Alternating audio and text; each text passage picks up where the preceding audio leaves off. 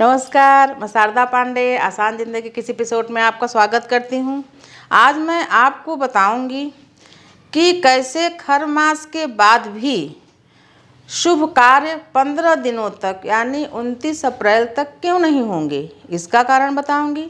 फिर आपको बताऊंगी बहुत सारे लोग जो तमाम शुभ कार्यों का तैयारी करके बैठे होंगे कि आपको कैसे, अभी तो मरपक चल रहा है और मरपक के बाद यानी कि मरपक से पहले ही खर मास लग जाएगा।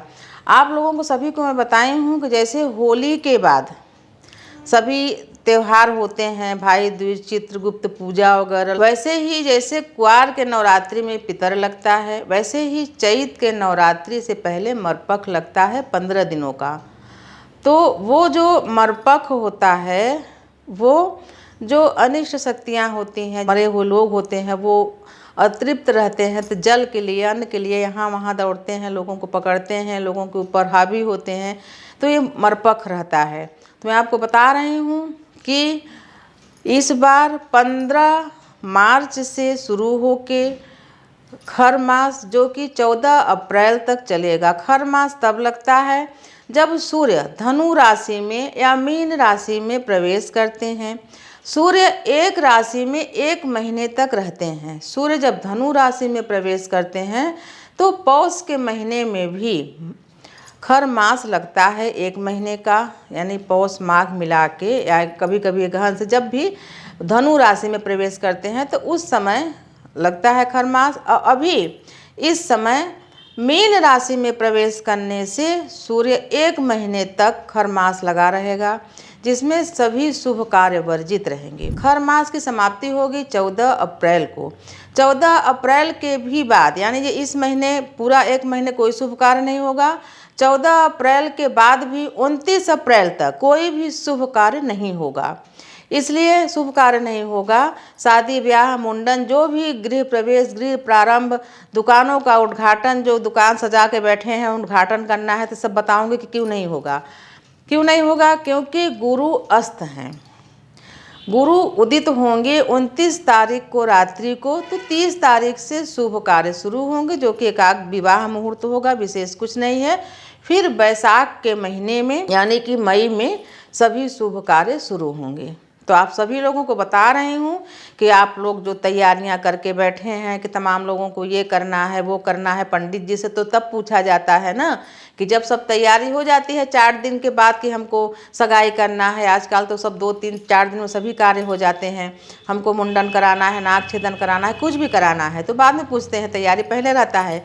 दुकान आपकी सजी सजाई है, उसका उद्घाटन करना है। तो मैं आपको बताऊंगी कि इन कठिन समय में, यानी जैसे खर मास लगा है, जैसे अभी मरपक चल रहा है, तो इन समयों में दुकान वगैरह का उद्घाटन भी नहीं करना चाहिए। इसलिए दुकान और प्रतिष्ठान ऐसी चीजें होती हैं आजीविका के लिए, पूरे आजीवन उसमें से आमदनी होती है, तो आपका घर परिवार चलता है। कभी कभी आप देखते होंगे कि बर्तन का दुकान हो, कपड़ा का दुकान हो, किराना का दुकान हो, हार्डवेयर हो, सॉफ्टवेयर हो, जो भी होटल हो, कुछ भी हो, किसी किसी का तो इतना ज़्यादा चलता है और वहीं पर बगल में ही घर या उस दुकान के सामने वाली दुकान बिल्कुल नहीं चलती। तो ऐसी छोटी मोटी कुछ गलतियाँ हो जाती हैं प्रारंभ में ही कि उसका जो नियति है वो बदल ही नहीं सकता। फिर बाद में बहुत सारे उपाय कराते हैं पंडित जी से, ज्योतिषी से, तमाम लोगों से पूछते हैं कि हमारी दुकान क्यों नहीं करती, तमाम टोटके करते हैं। तो इन सब चीज़ों से आप बचें और शुभ लग्न मुहूर्त में आप अपने दुकान का, प्रतिष्ठान का उद्घाटन करें शुभ मुहूर्त में। तभी आपका जो आजीविका है जीवन भर आपको कमा के देती रहेगी, कोई व्याधा नहीं पड़ेगा। 16 संस्कार में कई ऐसे संस्कार होते हैं जो कि वो बाध्य नहीं होते हैं कि कोई चीज़ में रुकें, जैसे कि अन्नप्राशन।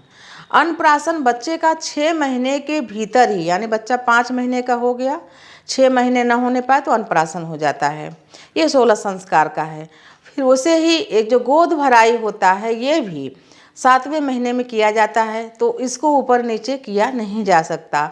ऐसे और तमाम चीज़ें हैं जैसे, तो वो उनको मना नहीं है। लेकिन और जो 16 संस्कार की चीज़ें हैं जैसे कि विवाह, तिलक, बरच्छा, सगाई, ये सब चीज़ें काफ़ी महत्व रखती हैं। और जैसे और जो भी चीज़ें जैसे गृह प्रवेश, गृह प्रारंभ, ये सभी चीज़ें भी, मुंडन, विशेषकर बहुत कम मुंडन का मुहूर्त रहता है, तो ये सभी चीज़ें का महत्व रहता है।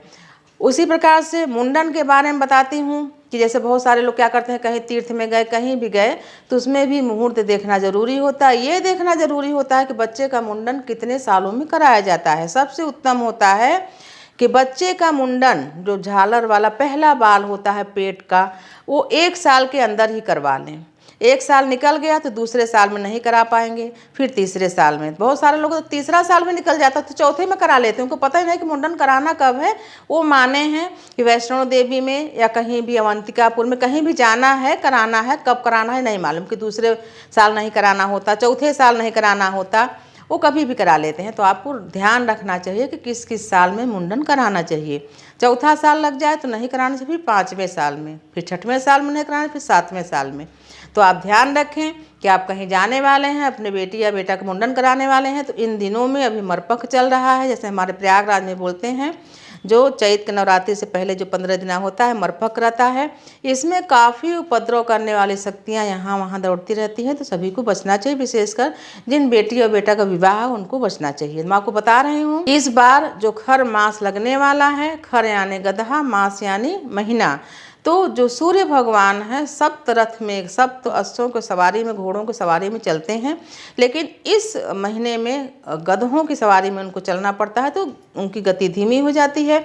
ऐसे में सभी भक्त लोग भगवान सूर्य को जल दे के उनको बल प्रदान करते हैं। इस समय खर मास में भगवान सूर्य को जल दें तो उसमें तमाम नाना प्रकार की चीज़ों को डाल के न दें, सिर्फ स्वच्छ जल दें।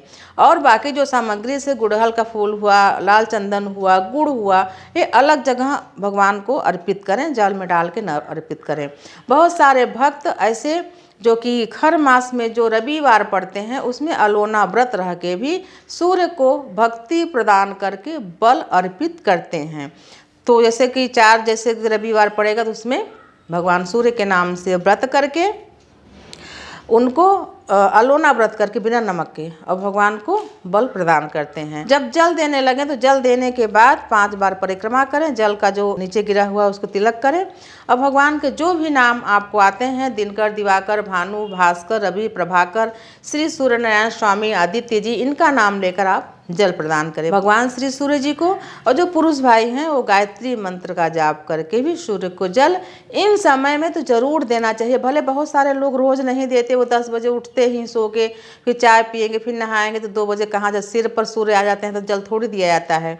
सूर्य को जल तब दिया जाता है जब सामने हो, हमारे मुख के सामने जल दें और नेत्र को खोल के रखें। जो जल से छन के जो रोशनी आती है वो नेत्र को रोशनी और बल प्रदान करती है। उद्घाटन, कोई विशेष चीज़ों का खरीदना भी, जैसे कि कार है और तमाम चीज़ें हैं जो खरीदना है, बड़ी बड़ी चीज़ें जिसमें अधिक धन लगता है।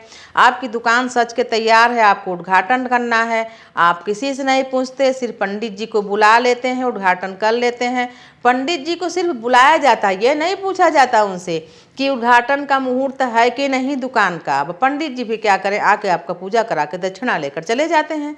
ये तो हम लोग हैं फ्री सेवा दे रहे हैं, आपको बता रहे हैं कि आप बहुत सारे लोग हमसे जुड़े हुए हो, आप बोलते हो कि हमारे बगल वाले की दुकान चलता है, हमारा दुकान नहीं चलता है।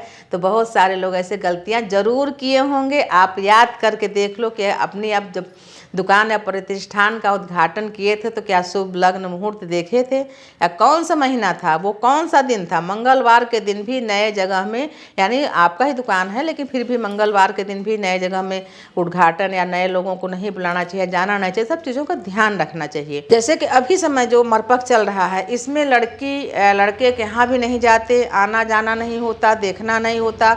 तो जहाँ मानते हैं वहाँ मानते हैं, जहाँ नहीं मानते वहाँ कोई बात नहीं। अब बहुत सारे लोग पूछते हैं कि उनके यहाँ विवाह पड़ा है तो खरीदारी करें कि नहीं। तो खरीदारी वगैरह बिल्कुल कर सकते हैं, बिल्कुल। आप जैसे कि सोना है, चांदी, सब खरीदारी का करना है तो कर सकते हैं, लेकिन अभी मरपख में ना करें, नवरात्र में करें। जैसे कि अभी विवाह तो हो नहीं रहा है, मरपख ख़त्म होने के बाद जो नवरात्रि आएगा उस नवरात्रि में सभी चीज़ों को आप खरीद सकते हैं। कपड़े वगैरह जो बच्चों का बनवाना रहता है, ब्लाउज वगैरह, लहंगा चुन्नी, सब बनवा सकते हैं, पर अभी मरपख में न करें। तो ऐसी ही जानकारी आप सभी को आगे भी मिलती रहेगी। आप ऐसे ही हमारे साथ बने रहें, देखते रहें आसान ज़िंदगी। तब तक के लिए नमस्कार।